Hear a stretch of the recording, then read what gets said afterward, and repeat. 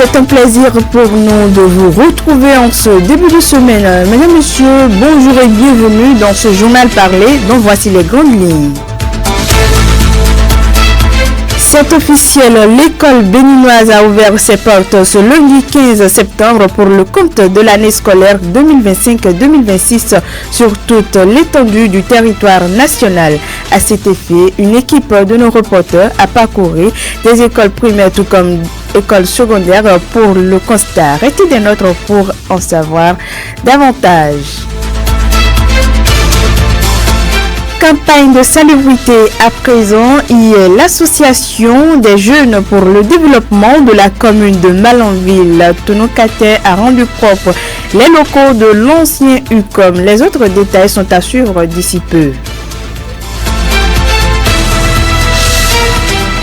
La 6e édition du mois du consommation local sera officiellement lancée le 3 octobre 2025. L'annonce a été faite le jeudi dernier par la présidente du comité d'organisation. Vous aurez plus de précisions dans le développement. Et à toutes ces informations viendront s'ajouter d'autres sans occulter la revue de presse en fin d'édition. Merci de nous préférer pour vous informer. Sota Midi Magazine, le point de l'actualité de la journée sur ta radio. Sota FM, c'est maintenant et tout de suite. De nouveau, bonjour à chacun et à tous. Je venais de l'annoncer en titre, c'est la rentrée, sac au dos, uniforme bien repassé. Les élèves de Malanville et environ reprennent avec sourire aux lèvres le chemin des classes. Déjà ce matin, nous sommes rendus dans une école privée de la place pour faire le constat de l'effectivité de cette rentrée. Bruno Gakli y était et voici le compte rendu.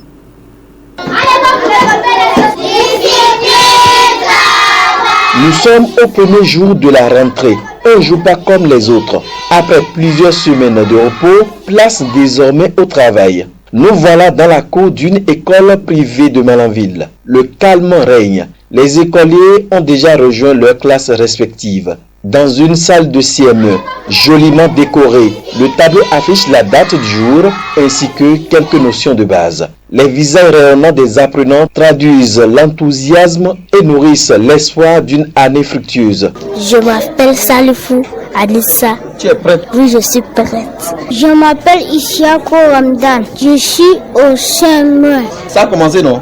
Oui, avec notre maîtresse. Je m'appelle Bizou Zaraou. Tu es prête? Oui, je suis prête. Après le repos, place au travail. Lance Émérance FIFA Mekenfoué, institutrice qui se réjouit de retrouver ses apprenants motivés. C'est toujours un plaisir avec ses amis innocentes. Ce matin-là, on démarrait avec joie, avec des présentations. En tout cas, avec une bonne ambiance. Ça promet. Je dirais simplement aux enfants de se donner au travail parce que l'heure du repos est terminée.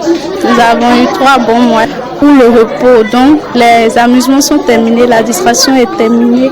Que les enfants se reprennent au travail et que la réussite soit pour nous tous. Pour Jean Ogoutiemi, directeur de l'établissement, la rentrée est belle et bien effective. Un bon père de famille, il multiplie les conseils et recommandations à l'endroit des enfants et enseignants. Vraiment, la rentrée a effectivement démarré à l'école primaire privée de la Sota. Les enfants sont actuellement dans les salles de classe. C'est parti pour 9 mois, avec la grâce de Dieu. Nous demandons aux enfants d'être assidus à l'école, de venir à l'heure à l'école. Quant aux enseignants, je crois, ils sont là pour accueillir les enfants. À cette heure, tout le monde est présent ici. Ainsi s'ouvre une nouvelle page de l'aventure scolaire. Entre incitation et détermination, les élèves de Malanville reprennent le chemin des classes avec l'espoir que cette année soit synonyme de réussite et de progrès. Merci à vous Bruno Gakli. Fini les grandes vacances. Adieu beau jour sitôt. Enseignants et apprenants repris le chemin des classes pour le compte de l'année scolaire 2025-2026. Un rituel annuel à la recherche de qualifications. Nous sommes dans une école primaire privée de la commune de Malanville et le constat est bien réel. Écoutons Safirou Fando, directeur de OBB. Vraiment, on rend grâce parce que Dieu le Tout-Puissant nous a permis de voir ce jour, le 15 septembre, et on a bien démarré les cours dans notre école franco-arabe, comme indique le calendrier scolaire durant toute l'étendue du territoire. Vraiment, tout le monde, presque la majorité a répondu présent. Concernant les enseignants, tous les enseignants sont présents. On n'a pas de problème d'enseignants. On exhorte à ceux-là de vite commencer. Parce qu'aujourd'hui, si le ministre a fait sortir le calendrier scolaire, il veut que vraiment tout le monde commence au bon moment. Donc, raison pour laquelle ils exhortent à ceux qui ne sont pas encore commencés de vite commencer pour respecter les lois. Je remercie tous les enseignants parce que c'est un métier qui n'est pas facile. Donc, j'exhorte à tous les enseignants vraiment du pays de mettre l'effort, d'avoir la patience parce que c'est un métier qui nécessite vraiment la patience. En ce premier jour des classes sur toute l'étendue du territoire national, joie et gaieté se lisent sur le visage des apprenants. Quelques-uns rencontrés au niveau de cette école s'expriment au micro de nos reporters. Suivez. On est très contente parce que on a trouvé nos amis, on s'est réconcilié, on a vu nos enseignants, les anciens maîtres et les nouveaux enseignants. Je dois travailler pour avoir le BPC. Je suis ravie d'être aujourd'hui à l'école, voir mes amis, mes enseignants, mes très chers, les nouveaux élèves et mes nouveaux enseignants. Je vais avoir mon BPC. Pour avoir mon BPC, je dois traiter beaucoup d'exercices et suivre mes enseignants comme cela se doit. Parce que je ne suis pas là pour s'amuser. Je suis là pour travailler et réussir dans ma vie. Tout comme au primaire, la rentrée scolaire 2025-2026 est effective au secondaire. C'est donc parti pour 9 mois de cours soutenus par un calendrier scolaire bien défini par le gouvernement. Un tour au collège d'enseignement général de Malanville, l'ambiance qui y règne est différente de celle des autres jours. Enseignants et apprenants sont déjà en salle de classe chacun face à ses obligations. Je vous invite à suivre Antoine Comlan, professeur de mathématiques, et Gaston Aïnou, professeur de français. J'ai commencé ce matin à 7h avec 12 élèves présents dans la classe, ce qui m'a permis de démarrer effectivement avec la classe. Je me suis présenté aux apprenants, ils se sont présentés également. On a commencé avec les préliminaires, le statut, comment les choses vont se dérouler. Nous sommes en train de parler de ça et petit à petit ils ont commencé par faire le déplacement et ils s'installent, ils se présentent également et puis on a commencé avec le programme de l'année. Alors je vous le dis que le cours a effectivement commencé ce matin au CG Malanville. Je ne suis pas seul, il y a beaucoup de professeurs qui sont présents dans le collège et nous invitons les parents d'envoyer les élèves parce que nous les attendons, c'est pour eux, nous sommes là. Ce sont eux qui vont nous accompagner pour que tout se passe bien. Conformément à mon emploi du temps, ce lundi matin, j'ai cours de 7h à 10h en terminale C. Et ce cours a bien démarré à 7h comme cela se doit. Tous les élèves étaient présents, sauf 2 qui sont absents, puisque normalement on devait avoir un effectif de 11. Donc tout a bien commencé sans aucun incident. Je demanderai aux enseignants de se conformer au professionnalisme comme nous le faisons chaque fois, de se mettre au travail. C'est un travail, c'est un sacerdoce. Nous savons que nous nous mettons au travail, mais Dieu nous récompensera par rapport à nos efforts. Si nous attendons de l'État des retombées par rapport à tous les efforts que nous fournissons, mettons-nous au travail pour le bonheur de nos apprenants et de nos enfants. Cette nouvelle année scolaire représente pour chaque acteur une nouvelle opportunité de bâtir un avenir meilleur. Occasion pour les élèves rencontrés au sein du collège d'enseignement général de Malanville de souhaiter une année scolaire apaisée et réussie. Je suis élève en terminale C au CGE Malanville. Je suis très contente de commencer les études et je suis très fière de l'allure dont mon prof a commencé le cours. Je souhaite une très bonne année à mes camarades et une très bonne année remplie de succès et de bonheur parce que je suis une candidate au bac C et j'aime réussir. Je n'aime pas perdre. Bon, je m'appelle Dadeo Godfrey Koumansou. Je suis élève en terminale C au collège de Malanville. Et les cours ont bien démarré parce que le professeur il était déjà à l'heure, nous attendait qu'on aménage un peu la salle, mais les cours ont bien commencé. On était content de se retrouver, mais c'est pas encore ça. On est en terminale, donc c'est le bac qu'on vise. Après le bac, peut-être il y aura d'autres choses. Pour avoir le bac, il faut d'abord comprendre les cours à l'école, faire beaucoup d'exercices. Beaucoup s'exercer aussi pendant les congés, c'est pas manger, dormir, tout ça là. Laisser les futilités tranquilles, se donner à fond. Chaque enseignant est donc appelé à instaurer un climat pédagogique inclusif et stimulant. Quant aux parents d'élèves, ils ne doivent pas s'éloigner du rôle qui est le leur durant l'année scolaire. On écoute Ouomounu Tamabedari, directeur du CEG Malanville. Je suis agréablement surpris par la présence massive des élèves dans l'enceinte de l'établissement, dans les salles de classe. Il y a déjà les classes de 4e qui ont commencé les cours. La plupart des professeurs sont venus à l'heure, ceux qui ont cours. Dans les classes de terminale aussi ont commencé. Je me réjouis vraiment pour cette action grâce à la presse et au bureau APE qui nous ont aidés à sensibiliser. Les cours ont bien démarré, seulement nous avons des classes volantes, donc ce sont ces enfants-là que vous voyez déambuler dans la cour.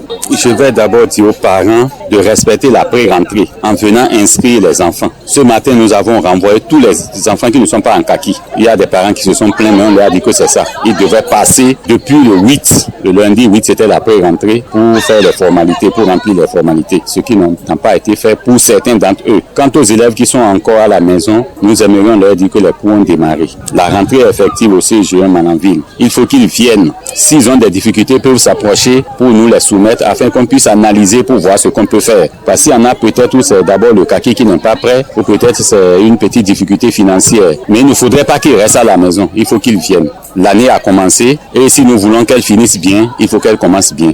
Au regard des réformes du gouvernement dans le système éducatif béninois, beaucoup de fruits tiendront encore la promesse des fleurs cette année scolaire 2025-2026.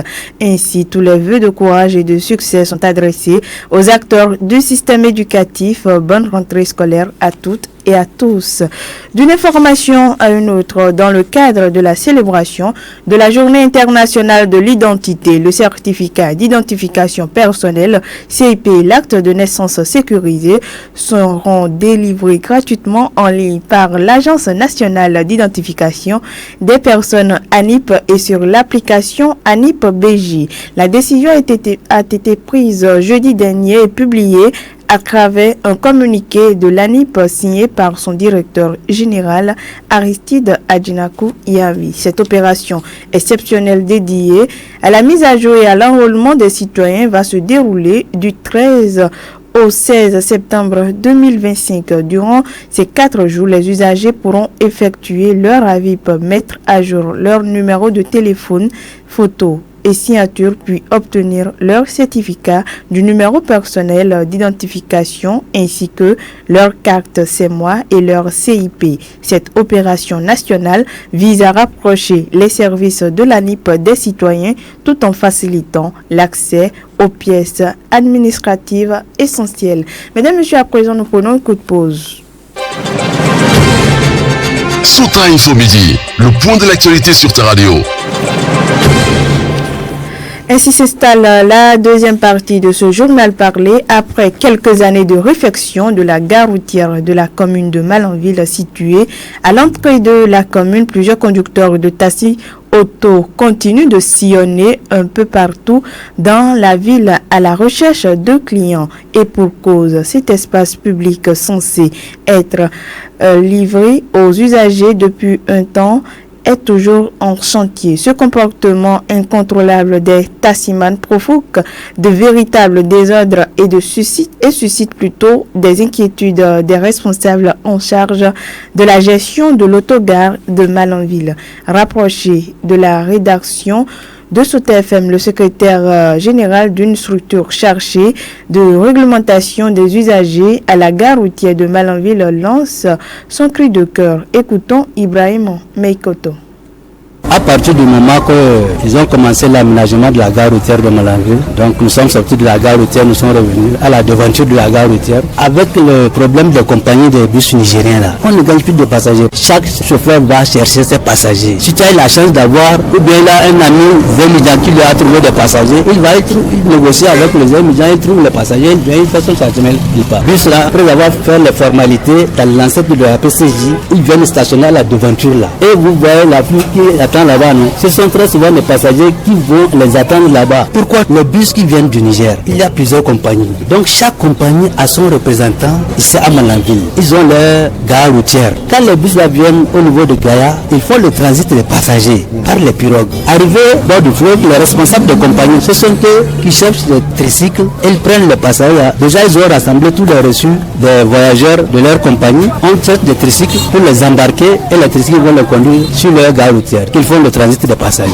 Donc peut-être les un passager, deux passagers qui ne sont pas venus par les compagnies là. Ce sont eux, quand ils descendent des pirogues maintenant, ils cherchent des indigents pour venir vers la ville pour chercher un moyen de transport. Et très souvent, avec nos indigents, eux aussi, quand ils prennent les passagers, au lieu de les amener à la gare routière, non, ils vont chercher une compagnie à qui ils vont revendre les passagers. On leur fait un cadeau. Donc, raison pour laquelle nous, on ne gagne même pas de passagers. La plupart des taxis là, très souvent, ce sont des sacs de ayo, des sacs d'oignons ou des sacs de piment. C'est ça que les gens chargent. Occasion pour notre source de lancer un appel à l'endroit des autorités communales tout en les invitant à interpeller l'entreprise en charge des travaux afin que la gare routière de Malanville soit livrée à temps. Ibrahim Mekoto, qu'on écoute.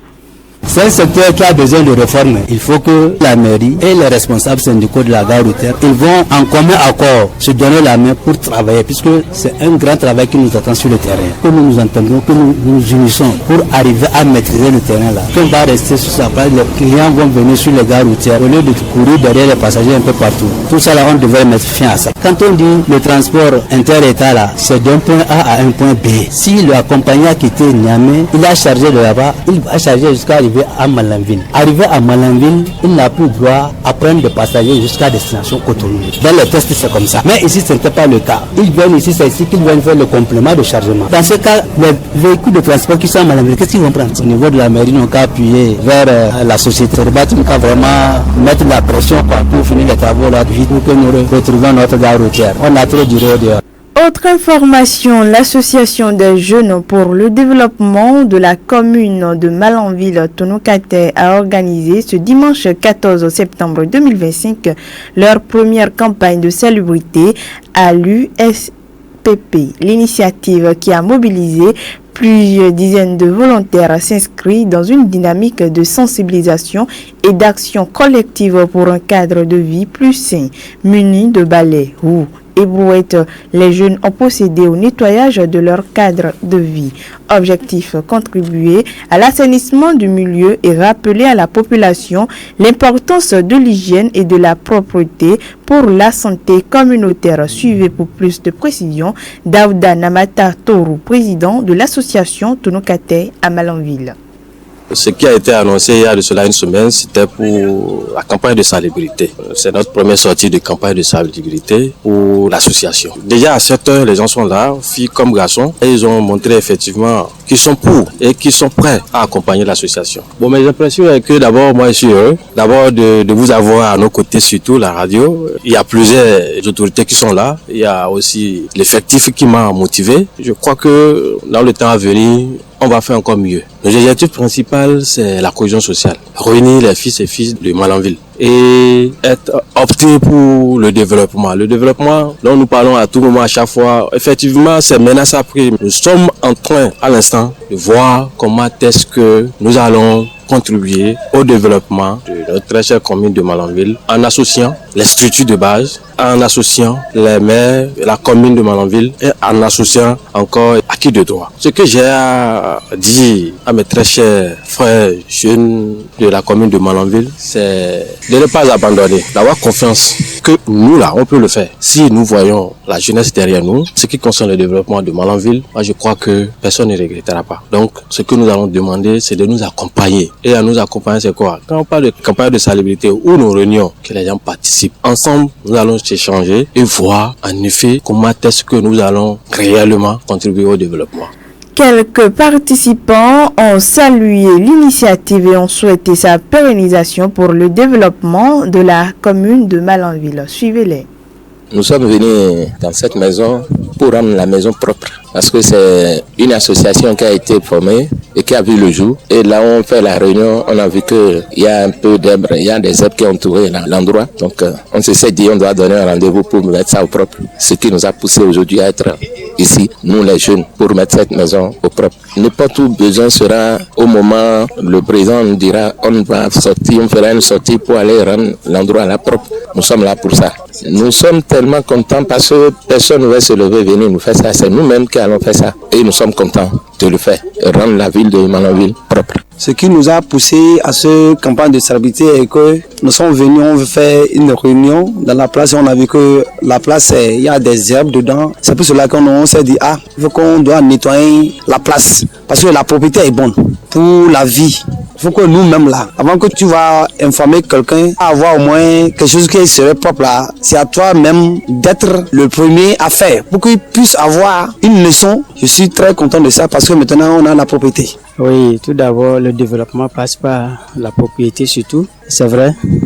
Quand je prends exclusivement cette maison ici, tout est tout fait. Voilà qu'il y a beaucoup de séances qui se passent ici et qui regorgent beaucoup de personnes. Je suis content parce qu'on a invité les gens qui sont venus nombreux et on a fait le travail qui est comme convenu. Ouais, tout est propre et si demain encore on pense à ça, je crois que ça avance comme ça. Et c'est pas ici, il faut élargir cette propriété, cette campagne de salubrité. Mesdames et messieurs, ce journal se poursuit. Le Bénin s'apprête à célébrer la 6e édition du mois du consommé local. Cette année, l'événement sera marqué d'un cachet spécial avec pour thème l'investissement agroalimentaire pour booster nos savoirs endogènes et faciliter l'accès au marché. La directrice adjointe du cabinet du ministre de l'Industrie et du Commerce, lors d'un point de presse, a rappelé le contexte de cette initiative devenue une tradition nationale depuis quelques années. Écoutez pour plus de précisions, Émilie Thibouté. Le mois du consommé local est porté par l'UEMOA et mis en œuvre par les États membres. Et ceci pour pouvoir faire la promotion des produits nationaux. Comme vous le savez, la transformation structurelle de nos différentes économies passe forcément par la transformation de nos matières premières. Et vous le savez sans doute, dans le PAG, il est clairement écrit et défini par le chef de l'État qu'il faille transformer une bonne partie de nos matières premières pour en donner de la valeur ajoutée. Et la transformation des matières premières, justement, entraîne la création de richesses, la création d'emplois. Et donc, le mois du consommé local est dans une dynamique citoyenne et c'est un levier de développement stratégique pour justement rendre nos économies et nos entreprises locales plus résilientes, plus compétitives et aptes, n'est-ce pas, à aller sur le marché international. Aujourd'hui, avec la globalisation, et pour être compétitif sur le marché, il est important d'avoir des produits élaborés. Et donc, le mois du consommé local permet aux producteurs locaux de montrer ce dont ils sont capables et ensuite d'améliorer les différents produits et d'amener d'abord, parlant du Bénin, les Béninoises et les Béninois à une préférence nationale. Donc, vous comprenez sans doute l'enjeu économique de ce mois du consommé local. Après 5 éditions, c'est devenu une messe nationale. Le lancement officiel de l'édition 2025 est prévu pour le 3 octobre prochain et dans son intervention, la directrice adjointe a dressé l'état des lieux et a mis en avant les acquis des éditions précédentes. Extrait des propos de Émilie Thibouté. En termes d'état des lieux, il y a une amélioration nette des différents produits made in Bénin. La preuve est que vous les trouvez dans nos différents supermarchés. Il y a des rayons spécialement dédiés au made in Bénin. Or, pour être admis dans ces supermarchés, il faudrait déjà avoir un packaging attractif, évidemment avoir une autorisation de mise sur le marché, ce qui suppose la bonne qualité des ingrédients qui entrent dans la composition de ces différents produits, de ces différents articles qui sont manufacturés ou fabriqués localement et donc qui répondent à des normes, aussi bien des normes béninoises que des normes internationales. Et donc, le premier acquis, c'est cette amélioration de nos produits. Le deuxième acquis, c'est qu'aujourd'hui, les Béninoises et les Béninois n'ont plus de complexe à consommer local. Donc, on est décomplexé et cela permet justement de réduire les importations et de faire en sorte qu'il y ait cette dynamique-là, tant au niveau de nos régions qu'au niveau des grandes villes. Après cela, il y a comme je l'ai dit, une part de marché plus croissante au niveau de nos entreprises qui d'ailleurs ont fait des témoignages à la 5e édition montrant ainsi que le mois du consommé local leur permet d'agrandir leur portefeuille client. Et c'est ça l'objectif majeur du mois du consommé local. Mesdames, Messieurs, cette fois-ci, je vous invite à suivre la revue de presse de Lukman Woroutiou. Suivez la revue de presse sur Souta FM. Amis de la plume et du papier, mesdames, messieurs, bonjour. Aujourd'hui, lundi 15 septembre, marque la rentrée scolaire 2025-2026 au Bénin. Le sujet est largement abordé par les journaux. Fraternité, le meilleur, la boussole, Diakwata, Dabarou et le chasseur info rapportent que conformément au calendrier scolaire établi, les apprenants et les enseignants reprennent aujourd'hui le chemin des classes. Et donc officiellement, notre Diakwata, ce lundi 15 septembre marque le début des activités pédagogiques dans tous les établissements sur l'ensemble du territoire béninois. Apprenants et enseignants en classe ce lundi, résume en manchette le journal. Fraternité invite alors à maintenir le cap des réformes pour de meilleurs résultats. Discipline, confiance et détermination, ce sont les clés de réussite selon Roumia Douadaï qui rapporte le chasseur info, tout comme le Soleil Bénin Info a délivré un message à l'endroit des acteurs à l'occasion de la rentrée scolaire 2025-2026 au Bénin. Mais observe la nouvelle tribune, c'est encore une rentrée scolaire sans les 30 lycées techniques. Au-delà de l'enthousiasme des apprenants et le dévouement des enseignants, un constat demeure selon le journal, c'est que les lycées techniques n'ont toujours pas vu le jour. Depuis 2022, rappelle mon confrère, le gouvernement avait promis un vaste programme de construction de 30 lycées agricoles et de 8 écoles de métiers censés donner un nouveau souffle au système éducatif béninois et répondre aux besoins de formation pratique. Pourtant, rentrée après rentrée, l'attente devient interminable, écrit la publication. Et de son côté, ainsi dans la suite, Quotidien Le Matin annonce de bons auspices pour les AME. Le journal fait allusion à la session extraordinaire de la Commission nationale de concertation, de consultation et de négociation collective. Rappelant que cette rencontre avait un seul objectif, celui de garantir une rentrée apaisée, inclusive et performante. Le Quotidien y voit un bon début pour les AME. Avis contraire avec la nouvelle tribune. Le journal estime plutôt que l'espoir du reversement des AME s'éloigne davantage. Le rêve de milliers d'aspirants au métier d'enseignant vient de s'assombrir encore un peu plus. Désespère le journal qui retient des récentes déclarations à Andali que la vice-présidente de la République, Mariam Chabi Talata, et le président de l'Union progressive Le Renouveau, Joseph Diogbenou, ont refroidi les attentes de ceux qui espéraient que le gouvernement finisse par enclencher leur reversement automatique dans la fonction publique. Le message est clair, les AME devront continuer à composer avec le statut actuel, au moins pour les prochaines années, déduit le journal qui résume en titre que l'espoir du reversement s'éloigne davantage. Sans commentaire dans le reste, terminus, tous les députés et maires ont déjà retiré leurs fiches de parrainage pour l'élection présidentielle de 2026 au Bénin. L'information est traitée par le Télégramme, Quotidien Le Meilleur, la Nouvelle Tribune et le Matinal. Les publications font savoir que vendredi 12 septembre dernier, au siège de la Commission électorale nationale autonome Sénat à Cotonou, le président Sakalafia a fait le point des activités menées par l'institution dans le cadre de la préparation des élections générales de 2026. Il a annoncé, selon le Matinal, la clôture de la remise des formulaires de parrainage. Et le Télégramme fait savoir que la Commission électorale nationale autonome Sénat a enregistré 100% de participation des élus, soit 109 députés et 77 maires recensés. Après donc le retrait de fiches de parrainage, reprend Fraternité, place maintenant aux formalités du quitus fiscal. Le directeur général des impôts invite les potentiels candidats à faire leur demande en ligne, rapporte le canal de Ménotin, renchéri par la Nouvelle Tribune qui confirme que le quitus fiscal peut être demandé en ligne. Mais il y a une surprise sur la plateforme du quitus fiscal, relève Quotidien Nassera. Une mention provoque un tohu-bohu, constate le journal qui en donne les détails. De son côté, Matin Libre s'intéresse à la position de Maître Adrien Ngweyi. taiseux depuis peu, après avoir brandi la menace d'acter le retrait de son parti SPRD de la mouvance.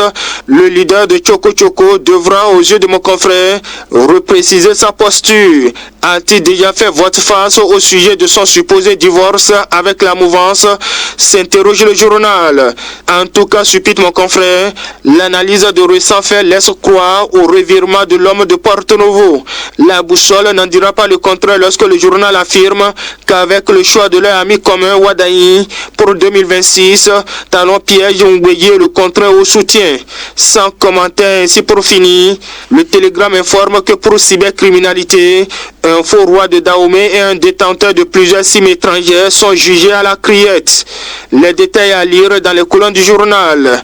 Quant à nous, mesdames et messieurs, on s'arrête ici dans l'espoir de nous retrouver demain pour un autre rendez-vous. Fin de cette revue. Merci de m'avoir suivi. À demain. C'était la revue de presse sur Sota FM.